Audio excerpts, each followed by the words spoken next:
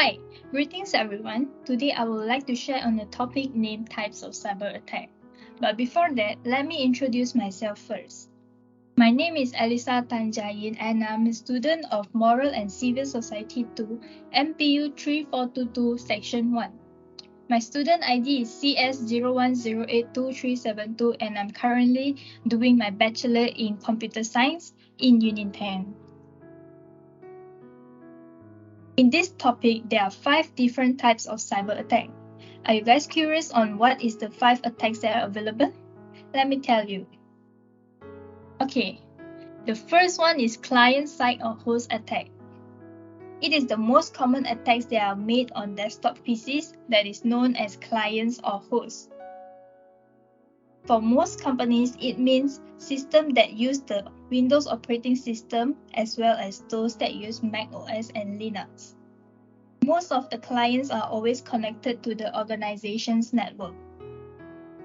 Nowadays, newer attack also focuses on tablets and smartphones to privilege.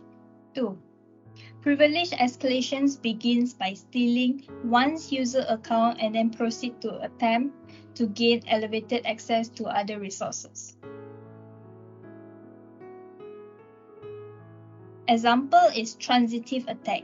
It is to take advantage of existing privileges to gain additional attacks. Attackers take advantage of permissions on one system A that allow access to another system B, which is trusted by a third system C.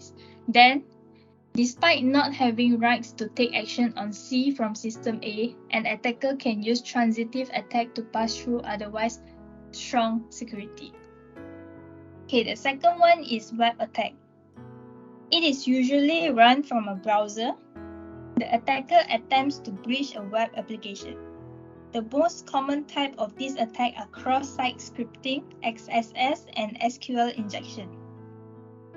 In XSS, exploitation of web application vulnerability that allows attacker to inject scripts into the web pages. XSS releases the user's trust of the site. In SQL injection, it is the most common types of attacks against web application.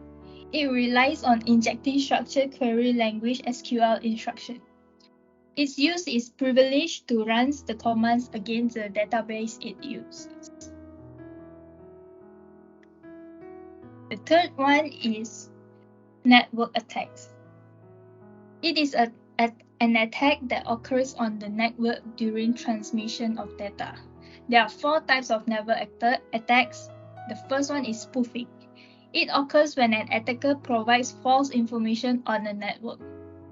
Email spoofing involves a person forging an email sender address.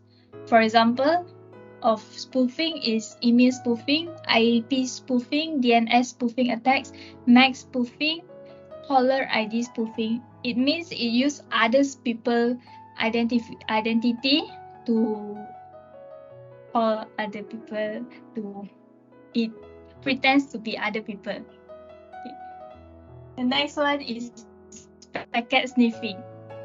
The attacker can sniff the traffic that system has access to. It can result in access to credentials, files, and other information that the system sends via the network. It is using protection using cryptography.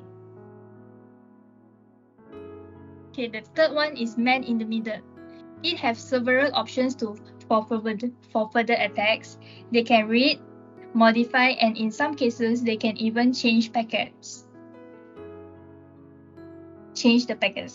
Attackers are able to receive packets between their source and the destination. Lastly is the denial of service attacks. It is the most common types of attacks.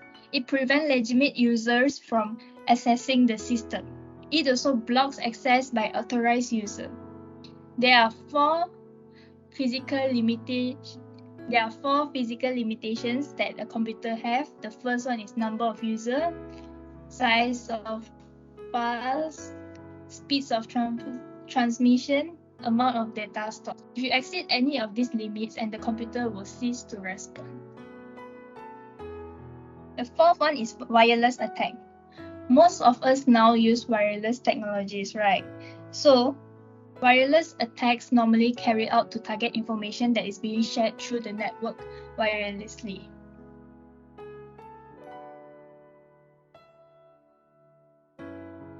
Lastly is social engineering attacks. The process by which intruders gain access to facilities, networks, and even employees by exploiting the generally trusting nature of people. May come from some posing as a vendor, office police, or entity. Including phone calls and social media, this attacker tricks people into offering them access to sensitive information. It is easy to accomplish in most organizations. Okay, for example, someone calls you and they have your bank details, they have your IC that make it look like real, so you will trust them. Yeah. Okay, so how do we deal with social engineering attacks? Firstly, do not open emails in the spam folder or emails whose recipients you do not know. It may contain viruses that can hack your computer, phone, or even your PCs. Next is do not open attachments in email of unknown origin. If you saw any emails, you can just delete it and you don't click it because it may contain some things that can hack your phone and everything and virus. Okay, that's all from me. Thank you.